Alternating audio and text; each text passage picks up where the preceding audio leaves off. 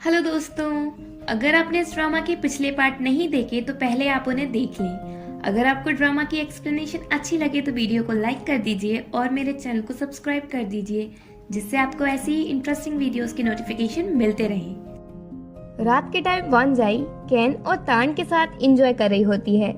वो बहुत खुश होती है और उसे देखकर उसके पेरेंट्स सोम पिम को बताता है वानजाई इतनी खुश इसलिए है क्योंकि तुमने उसे सिंगिंग की परमिशन दे दी। पिम, अब मुझे लग रहा है मुझे वानजाई को सिंगिंग से रोकना नहीं चाहिए था। अगले दिन विन और कून विलेज पहुंचते हैं। विन कहता है अब हम विलेज तो पहुंच गए, बस अब हमें वानजाई का घर ढूंढना है। कून कहता है इसमें इतना मुश्किल क्या है, किसी से भी पूछ लो। विन, क्या तुम्हें यहाँ एक भी इंसान दिख रहा है पूछने के लिए? तभी वहाँ वानजाई आती है चौम्पू के साथ, पर उसका फेस कवर होता है जिससे वो दोनों वानजाई को पहचान नहीं पाते। और विन उससे पूछता है क्या आपको वानजाई का घर पता है? उसकी इतनी हाइट है और वो बहुत मुंह चलाती है। वानजाई, अच्छा तो तुम उस लड़की की बात कर रहे हो? और वो उन्हें गलत रास्ता बता देती है। तभी चौम्पू को उन पर गुस्सा आता है और वो उनके पीछे पड़ जाता है। वो दोनों उससे बचकर भागते हैं। वानजाई बड़ी मुश्किल से चौम्पू को रोक पाती है, पर उसका फेस विन देख लेता है। फिर वो उन्हें अपने घर लेकर जाती है। विन वानजाई से लड़ने लगता है कि जब तुम्हारे घर तक कार से आ सकते थे तो तुम हमें पैदल लेकर क्यों आई? तभी बीच में कून आकर कहता है अभी लड़ने का टाइम नहीं है। वानजाई, तुम मुझे बताओ मैं शावर कहाँ लूं? मेरे पूरे क्लॉथ्स खराब हो चुके हैं। वहाँ शावर लेने की जगह तो नहीं होती, तो वो दोनों बाहर ही नहाते हैं। विन और कून की प्रॉब्लम अभी खत्म नहीं होती। बाहर से जब पिम और टान आते हैं तो उन्हें थीप समझकर उन पर सब्जियां फेंकने लगते हैं। विन तो वानजाई के पीछे छुप जाता है। फिर वानजाई उन्हें बताती है ये विन है कंपनी का बॉस। देन पिम कून की हेल्प करती है कपड़े सूखने डालने में। कून पिम को पहचान लेता है और कहता है मैं आपका बहुत बड़ा फैन हूँ। वो सॉम को भी पहचान लेता है और कहता है अगर आप न्यू एल्बम रिलीज करना चाहते हो तो मैं अपने फ्रेंड विन को बताता हूँ। सॉम उसे रोकता है और कहता है हमें कोई एल्बम रिलीज नहीं करनी। उस बात को ऑलरेडी टाइम बीत चुका है। अब हम पीसफुली जीना चाहते हैं और तुम प्रॉमिस करो कि तुम हमारे बारे में किसी को नहीं बताओगे।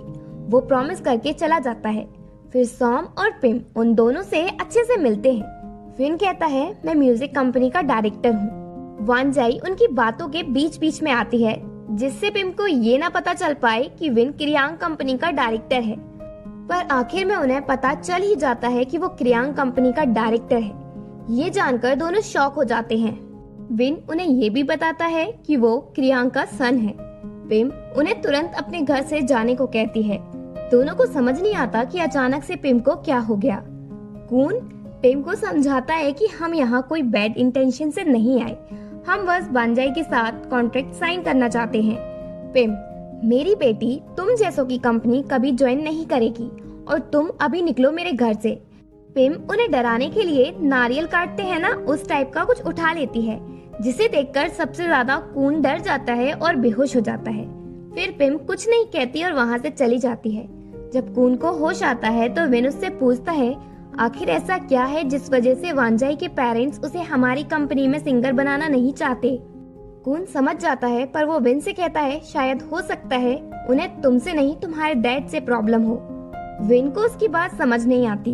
देन वानजाई पिम से बात करती है और उन्हें समझाती है कि वो ये सब उनके लिए कर रही है। वो उन्हें जस्टिस दिलाना चाहती है, बस उसने उन्हें इस सब के बारे में इसलिए नहीं बताया जिससे उन्हें चिंता ना हो। पिम कहती है पर उस बात को कई साल बीत चुके हैं, अब मैं और डैड खुश हैं। वानजाई, पर मैं क्रियांग कंपनी में सिंगर बनके आपकी हेल्प करना चाहती हूँ, जिससे आप वापस से अपने सॉन्ग गा पाओ। मैं आपकी वॉइस सुनना चाहती हूँ, प्लीज आप मुझे ये करने दो। सोम पिम को समझाता है कि वो वानजाई को वो करने दे जो वो चाहती है, क्योंकि वो उनके लिए ही खड़ी हो रही है, इसलिए हमें उसके साथ खड़ा होना चाहिए। पिम सोम की बात मान जाती है। फिर वो वापस विन और कून के पास आते हैं। कून पूछता है क्या अब आप वानजाई को क्रियांग कंपनी में सिंगर बनने देंगे? सोम, ठीक है मैं वानजाई को सिंगर बनने दूंगा तुम्हारी कंपनी में, पर मेरी कुछ कंडीशंस हैं। विन, क्या कंडीशन है? पिम, तुम्हारी कंपनी में सिंगर्स का एडवांटेज लिया जाता है, इसलिए मैं चाहती हूँ कि वानजाई के साथ ऐसा कुछ ना हो जैसा अदर सिंगर्स के साथ हुआ। विन, ठीक है। सोम, वांजाई के सॉन्ग का कॉपीराइट उसके पास भी होगा और उसे प्रॉफिट में से 70% मिलेगा और 30% कंपनी का होगा। विन, कंपनी में हम सबको ऐसे ही पे करते हैं। वांजाई, नहीं, तुम्हारी कंपनी में ऐसा बिल्कुल नहीं होता। विन, किसने कहा? वांजाई कहती है ऐसा हुआ है, इसलिए डैड ने ये कंडीशन रखी है। विन, ठीक है। लास्ट कंडीशन वांजाई बताती है, कहती है मुझे पता है तुम्हारे डैड ने तुम्हें 6 मंथ्स दिए हैं, नहीं तो तुम्हारी कंपनी बंद हो जाएगी। विन, तुम? वांजाई, चुप हो जाओ, मेरी सुनो मैं क्या कह रही हूँ। मैं अपनी पूरी कोशिश करूंगी तुम्हारी हेल्प करने के लिए, जिससे तुम्हारी कंपनी बंद ना हो, पर मैं अकेली ज्यादा कुछ नहीं कर पाऊंगी ना, इसलिए मैं एक बैंड बनाऊंगी जिसमें मेरे साथ मेरे फ्रेंड्स होंगे और उसका नेम होगा वांजाई and the country crew. Win तो वांजाई की कंडीशन से इरिटेट हो जाता है और वहाँ से जाने लगता है, पर कून उसे रोकता है और समझाता है आर्ग्यू नहीं करो और वांजाई की कंडीशन मान जाओ, तो वो मान जाता है। देन वांजाई अंकल त्यू से जाकर मिलती है। अंकल त्यू पूछते हैं तुम क्या करना चाहती हो। वांजाई उन्हें सब कुछ बताती है कि सबसे पहले तो वो अपने पेरेंट्स को उनके सॉन्ग्स का कॉपीराइट वापस दिलाना चाहती है और आखिर में वो जानना चाहती है कि उसके डैड पर अटैक किसने करवाया था, जिसमें उसे अंकल त्यू की हेल्प चाहिए। अंकल त्यू उसे कुछ डॉक्यूमेंट्स देते हैं जिनमें बुलेट के फोटोज होते हैं जो पुलिस को क्राइम सीन पर मिली थे। वांजाई पूछती है अगर हम कुछ प्रूफ्स और ढूंढ लें तो केस हम रीओपन करवा सकते हैं ना। अंकल त्यू कहते हैं हाँ बिल्कुल हम रीओपन करवा सकते हैं। अगले दिन वांजाई बैंकॉक जाने के लिए निकलती है, उसके साथ केन और तान भी जाते हैं। पिम वांजाई को अपनी फ्रेंड पैन की फोटो देती है और उससे कहती है कि वो बैंकॉक जाकर उससे मिले, वो उसका ध्यान रखेगी। सोम विन से कहता है कि वो वांजाई का ध्यान रखे। विन, ये मेरी जॉब है, मैं अच्छे से ख्याल रखूंगा वांजाई का।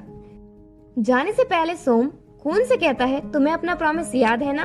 कून, बिल्कुल, मैं किसी को नहीं बताऊंगा कि वांजाई पिम और सोम की डॉटर है।